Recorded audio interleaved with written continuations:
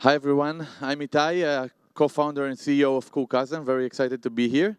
Coolcousin is a VC-backed company launched in 2016. I'm going to tell you a bit about what we're doing and what our vision is and where we're going from here. So the quote behind me you see now is from a LA Times article from about a year ago. And as you can see, the reporter had a great time using Coolcousin. And she wasn't the only one, because New York Times actually crowned Coolcousin as a must-have app for travelers. The Guardian, National Geographic, TechCrunch, all of those placed Coolcousin in the 10 best travel apps available. USA Today readers voted for Coolcousin to be one of the best new travel app for 2017.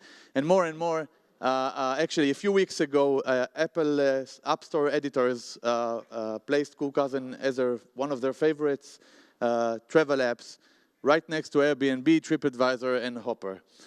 But I think that even more important than that is that the fact that Coolcousin have more than 500,000, more than 500,000 travelers have used Coolcousin so far, and it's growing in a double-digit numbers every month. Coolcousin has 80% organic growth with more than 1,000 local contributors. In the pipeline, we have more than 5,000 local contributors. We have hundreds of 5-star ranked on the App Store, and we're available in more than 65. Actually, now it's more than 70 cities around the world. We launch city every 4 to 5 days on average. Yes, that's the 5 stars. Now, in this $2.3 trillion industry, Coolcousin is really something fresh and unbiased to solve some of the problems in the travel industry. And taking a look at all those numbers, I guess that right now you're probably asking yourself, A, what does Coolcousin do? And B, how come if everything is so great and so amazing, what is this nice guy wasting his time here rather than meeting VCs, raising shitloads of dollars in the good old-fashioned way? Well, I'm going to give you a little spoiler here. The honest answer is because it's the right thing to do, and I'm going to explain why. So, sorry. So let me take you for a short detour. 2 years ago, when my co-founders and I launched Coolcousin as an antidote to often experienced frustration by travelers and people around the world while planning their trip. We saw how people are trying to find reliable sources of information, how they conduct searches in the web, how they cross-check references to find the right things to do, the best things to find, the most important things and things that suit you, your taste, and your needs. And eventually they find themselves finding someone trying to sell them something. And that's a very challenging task, because finding trustworthy information in the travel space, it's difficult. Now, we're talking about travel. Travel was fun 50 years ago, it's fun today, and we're not talking about like a real deep problem, but still, this is a huge industry, and this is a huge problem. So what do people do? I guess you've seen posts like this many times on Facebook, on Instagram, on Twitter. Like, they reach out to their friends, because whenever you have a friend in a place that you're about to visit, it changes completely the experience that you have of your trip. How come? Because that friend, he knows you. He knows what you like. You're going to pinpoint exactly what to do, what to avoid, and how to manage your time in a new destination. And we wanted to facilitate that exact behavior. The problem is that you don't have a friend like this in any place you travel to. And we want to be that friend, that like-minded person who can pinpoint, who can help you get the best out of your time. And that's Coolcousin.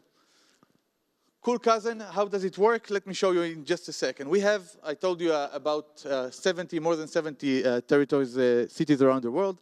And our travelers just have to browse our community of cousins. Here in London, I invite all of you to download our iOS app or just use our web app. We have more than 70 Coolcousins in London. you can really enjoy this community. You just browse them, you go through their bios, you can filter them by age, by gender, by interest, whatever you want. And whenever you find someone, you can take more than one, by the way. Whenever you find one you like, you just grab his curated city guide for the city. You're going to get a map with at least 25 spots on a map. And on each and every recommendation, you're going to get his personal perspective on how to experience the place, which gives you, like, basically you can tap into his mind and enjoy his city exactly the same way he loves it. But that's nice. But the magic happens in the messaging feature. Basically, you can message all those cousins directly from our app. And I invite you, I challenge you to do so. You'll be surprised how amazing it is, because you reach out, people reach out to them, asking them tons of questions. I'm going to get there in a second. And they answer. And that's an amazing experience for people.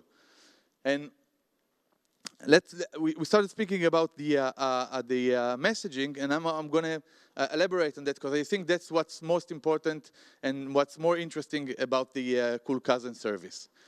So let's see about what do travelers and cousins talk about. Well, 15% of all conversations happens prior to the trip. Hence, they want to see if the time is right, if there is any special holiday that they should know about before they book their flight, whatever.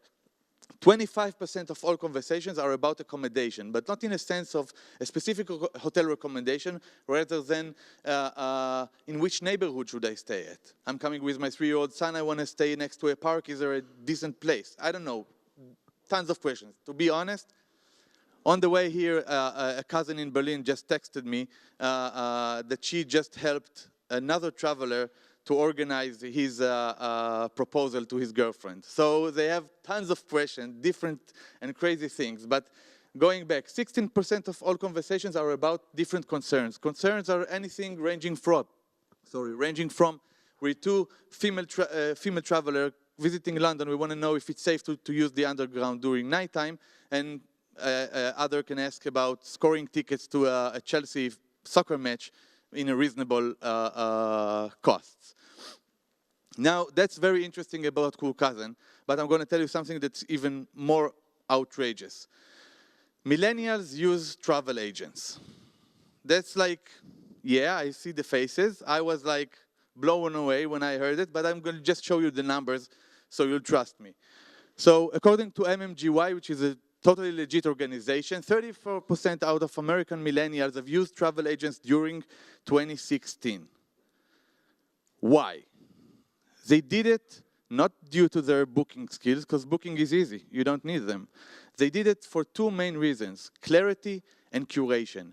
There's just too much information out there, and they can't handle it. They know how much time it takes. Actually, an average millennial will spend will go through 28 websites in 76 online sessions during a period of 53 days before he'll make a decision. So they value time, they value great experiences, and they're willing to pay for that service. Now, looking at the MMGY results and going back to the things I told you about the conversations between travelers and cousins, you see something very nice here. Because our travelers use our cousins as a new form of a travel agent. Because the travel agent is back, I told you that. But the biggest asset of a travel agent nowadays is his local knowledge. And who has the best local knowledge? Our cousins. They have the best local knowledge. So if Airbnb took someone with an extra room and taught him how to be a host, not an hotelier, we're in the same position to take someone with hard-earned city knowledge and turn them into a new and refined and improved way of a travel agent. And that's Cool Cousin. And our vision was always about not being just a discovery app.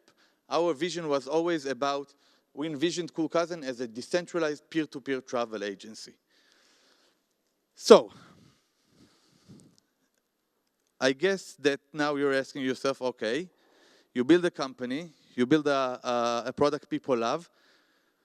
Still, what are you doing here? So I'm going to get to the big question, the big S question. Oh, I'm like right in the middle, and so I have to run. So the big question is scale. How do we keep providing this personalized, very boutique service while keeping it unbiased and affordable to all? That's a huge question. And that's where we introduced Kaz. So Kaz is the cool Kazan utility token. It's based on the Ethereum network. And it's meant to build basically the autonomous community. And by autonomous community, I mean the community that runs itself. It's responsible for quality, for content, for validation, for everything. Why? Because it solves basically 3 of the most challenging challenges that we have. First one is an unbiased platform. When the community is responsible for content and it doesn't being interrupted by commercial agendas of the company, it can stay and build a reliable content. The second one is fast growth. When we delegate the growth of the community to the community, we don't have to build a giant content department and community department in the company, which allows us to be much more lightweight with reduced overhead costs, and which leads me to the next point, which is to make it affordable. So we've reduced costs from building the internal mechanism to support the community. And on the other end, we use crypto blockchain potential for micropayments and from money wire from all over the world to create an affordable service. We bring something that was was used only by luxury and business travelers to the mainstream. So autonomous community, affordable services, unbiased platform, and fast growth. Now, right now, as we speak, it's like a minute and I'm done. Right now, as we speak, we have more than 3,000 actions in the platform, daily actions that just waiting to be tokenized. We're about to build an internal economy between travelers and locals, while basically allowing a new source of income for locals to monetize their hard-earned city knowledge. Cool Kazan is not a nice idea on a page or something that we have to sketch out. Cool Kazan is a real company. All of these people are right now working in Tel Aviv, building and developing some of the features I just showed you. And that's why right after our ICO, Kaz will be available for use in all of those places. When you see it, our timeline is, we announced ICO a week ago. The crowd sale is about to be in the first week of April. I'm not going to blurb more about it. You can ask me questions. I'm covered just a half of it, but thank you very much. Very good.